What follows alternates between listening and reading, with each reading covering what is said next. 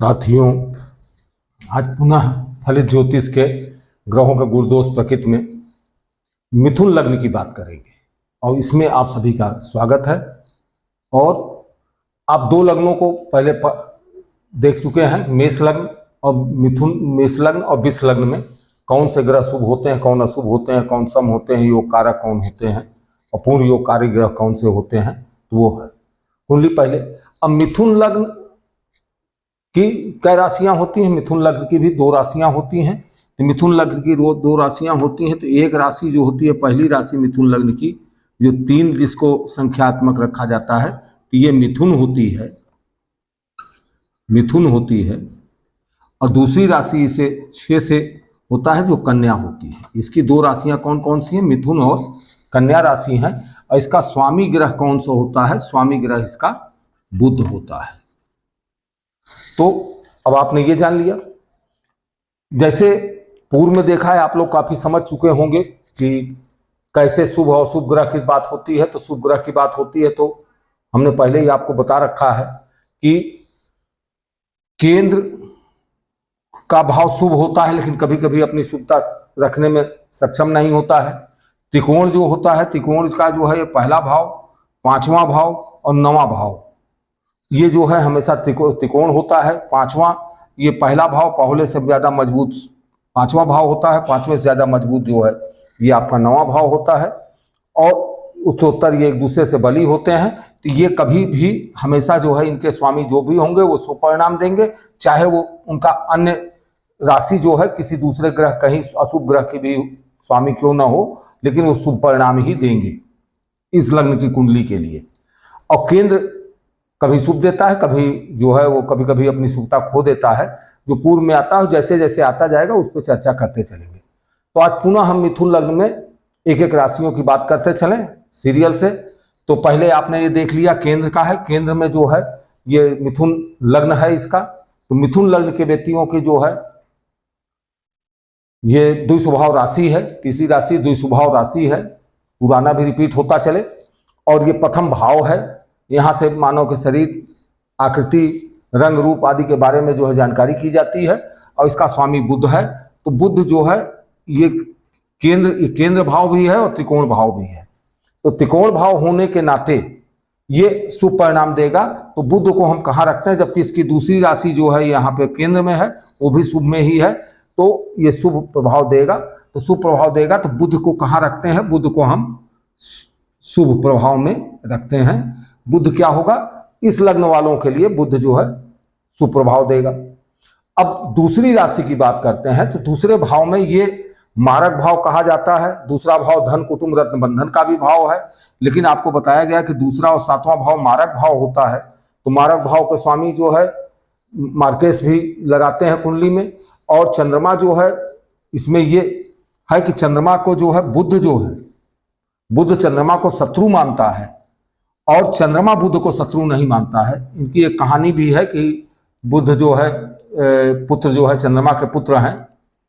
और ये जो है गुरु की पत्नी का हरण कर लिया था चंद्रमा ने। और गुरु की पत्नी का हरण करने के बाद उनसे जो है ये पुत्र जो है पैदा हुए थे बुध। इसी कारण बुध जो है चंद्रमा से शत्रुता रखते हैं। लेकिन चंद्रमा बुध से, क्योंकि उनका पुत्र होने के नाते चंद्रमा बुध से शत्रुता नहीं रखता है, सम प्रभाव रखता है। लेकिन चूंकि ये मार्केश है, मार्केश होने के नाते चंद्रमा जो है दोनों एक दूसरे के समभाव में रहेगा। क्योंकि मतलब बुध शत्रुता रखता है, वो शत्रुता नहीं रखता है। केंद्र के मित्र हैं। दूसरे भाव धन, कुटुंब, रत्न बंधन में है। एक ही राशि इनकी चंद्रमा की होती है। तो ये समभाव में चंद्रमा जो है इस कुंडली में समान प्रभाव रखेंगे, क्योंकि पिता पुत्र का मामला है। तो ये नुकसान जो है चंद्रमा जो है इस कुंडली में, चंद्रमा जो है कभी भी जो है हानि नहीं करेंगे। ये सम स्वभाव रहे, न बहुत लाभ देंगे न हानि करेंगे। तीसरा जो है सूर्य की बात आती है। अब सूर्य जो है इस कुंडली में, सूर्य जो है कहाँ का स्वामी है? तीसरे भाव का स्वामी है। तीसरे और एक ही राशि का स्वामी होता है। तीसरा हमारे बल का, पराक्रम, छोटे भाई बहनों का भाव होता है। ये भी समझते चलिए। और तीसरा, छठा और 11वां हमने बताया है कि तीसरा भाव, छठा भाव और 11वां भाव संख्या से न लीजिएगा, गिनती से लीजिएगा। तो पहला, दूसरा, तीसरा भाव ये हुआ। चौथा, पांचवा, छठा ये हुआ, सातवां, आठवां, नौवां, 10वां, 11वां भाव गया हुआ, भाव की बात होती है। तो तीसरा और छठा और 11वां भाव ये क्या होता है, अशुभ भाव होता है, और इसके एक ही राशि है, एक ही राशि है।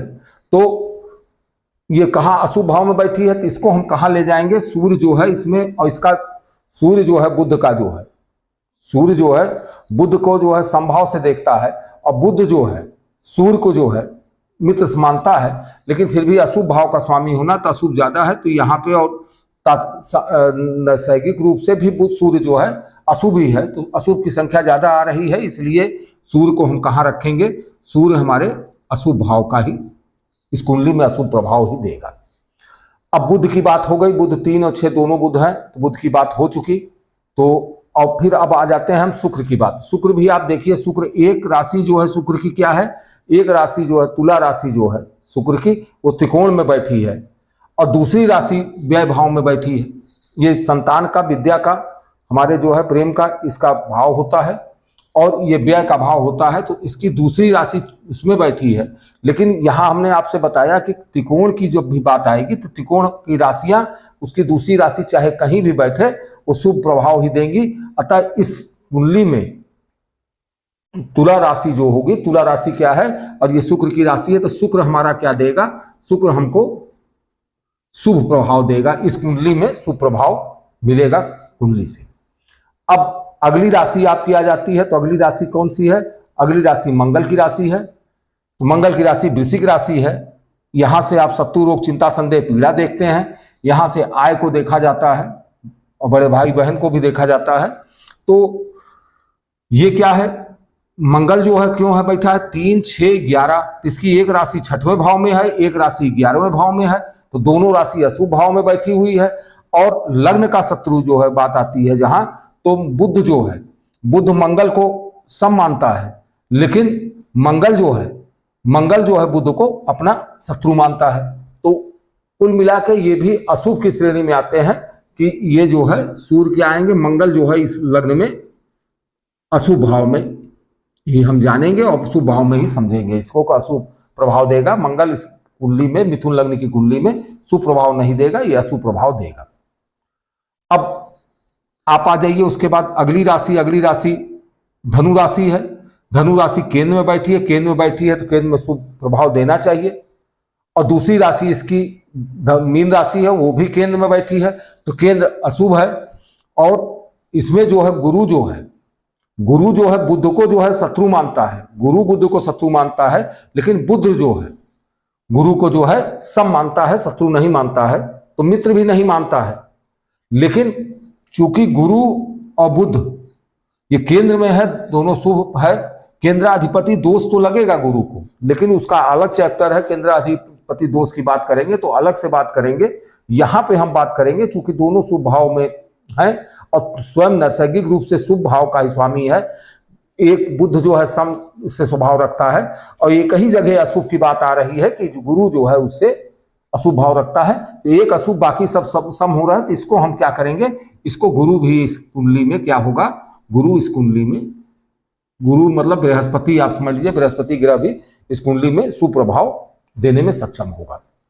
अब बचा क्या, गुरु हो गया, अब आपको बचा बृहस्पति, शुक्र की बात है, शुक्र की बात भी हो गई। अब शनि एक ग्रह और बचता है। शनि आपका जो है कहाँ कहाँ का स्वामी है, 8वें भाव का स्वामी है। यहाँ से आयु की गणना की जाती है, दिक्कत परेशानी की बात की जाती है, विदेश यात्रा की बात की जाती है। तो यहाँ से जो है शनि एक यहाँ का और एक त्रिकोण का स्वामी है। तो आपको पहले से ही ज्ञात है कि त्रिकोण का स्वामी और उत्तरोत्तर त्रिकोण का स्वामी है। त्रिकोण का स्वामी की कोई भी राशि चाहे कहीं भी हो वो सुप्रभाव, और लग्न का मित्र भी है, लग्न का मित्र भी ये शनि जो है बुध जो है संप्रभाव रखता है, लेकिन शनि जो है बुध को जो अपना मित्र मानता है, इसलिए मित्र की है, तो लग्न का ये मित्र का भी स्वभाव है। तो शनि जो है भी क्या इसमें रहेगा, शनि भी यहाँ सुप्रभाव देगा। शनि जो है इस कुंडली में, शनि आयु के भी देवता है, आयु भाव में बैठे हैं, दूसरा त्रिकोण में भाग्य भाव में बैठे हैं, तो कुल मिलाकर शनि भी यहाँ। अब योग कारक की बात आती है, योग कारक कौन से ग्रह होते हैं, आपसे मैंने बताया था कि योग कारक त्रिकोण के ग्रह, ये त्रिकोण ये भी हुआ और ये भी हुआ, ये पहला भाव, 5वां भाव और 9वां भाव, ये त्रिकोण का भाव होता है, इसके ग्रह हमेशा योग कारक होते हैं। तो यानी बुध, तीसरा भाव मिथुन, ये बुध हो गया, बुध इस कुंडली में योग कारक है। दूसरा क्या कौन सा हुआ? दूसरा आपका शुक्र हुआ, 7 तुला राशि शुक्र हुआ, शुक्र भी योग कारक हुआ इस कुंडली में, शुक्र भी योग कारक हुआ। और तीसरा शनि है, 9 भाव में बैठा है, भाग्य भाव में, तो शनि भी इसमें योग कारक इस कुंडली के लिए, मिथुन लग्न की कुंडली के लिए शनि योग कारक होगा। अब पूर्ण योगकारी ग्रह की बात की जाए तो पूर्ण योगकारी केंद्र और त्रिकोण दोनों का स्वामी, तो केंद्र का स्वामी बुध है और यहाँ का शुक्र है, तो कोई इससे केंद्र त्रिकोण का स्वामी नहीं है। शुक्र की दूसरी राशि यहाँ है, यहाँ की दूसरी राशि कहाँ है, यहाँ की दूसरी राशि कहाँ गई, वो जो है यहाँ गई, केंद्र में नहीं आई, तो यानी त्रिकोण का स्वामी कोई नहीं, तो इसमें पूर्ण योग कारक ग्रह कोई नहीं है, इसमें कोई नहीं, पूर्ण योग कारक ग्रह कोई नहीं। तो इस तरह आपने आज जो है मिथुन लग्न को समझा है। अब 3 लग्नों को हमने समझ लिया है, आपको अच्छी तरह से समझ में आ रहा होगा, ऐसा मुझे प्रतीत होता है कि आप इससे समझ गए होंगे। लेकिन फिर भी हम जो है लग्न वाइज आप इसे नोट करते चलिए, पाठ को सीरियल से आप पढ़ते चलें, इसको सब्सक्राइब करें और वो करते रहेंगे तो आपको समझ में आएगा। और शेयर करें, लाइक करें, तो उससे जो है और भी लोगों को जो जिज्ञासु होंगे उन्हें जानकारी प्राप्त होगी। और इसके जो है अगले लग्न को अब इसके बाद जो है आप समझ रहे होंगे, लेकिन अगला लग्न हम कर्क लग्न है, कल अगले वीडियो में कर्क लग्न की बात करेंगे। आज के लिए इतना ही, सभी को नमस्ते, धन्यवाद।